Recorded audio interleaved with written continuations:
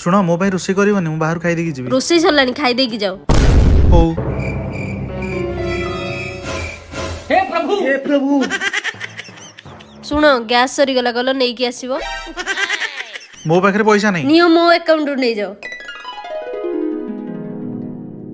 अरे तुमर कौन एते टका बैलेंस अछि ए मास रे तुम कौन मेकअप प्रोडक्ट आ किछि किनुन कि ना मोर आ एते सारा मेकअप प्रोडक्ट्स किछि दरकार नहीं। हेले तुम फेस एते ग्लो करूछि कारण मो पाखरे अछि एनवाईबी रो प्रो स्ट्रोब क्रीम जी कि मो स्किन को नेचुरल ग्लो दउछि आ यार मल्टीपल बेनिफिट्स रहउछि। अच्छा आस कहूछि ए प्रोडक्ट को मु फर्स्ट एज ए मॉइस्चराइजर भाबरे यूज करे तापर प्रो स्ट्रोक क्रीम को फाउंडेशन संगे मिक्स करके यूज करे एंड देन मु आज हाइलाइटर भाबरे यूज करे प्रो स्ट्रोक क्रीम को।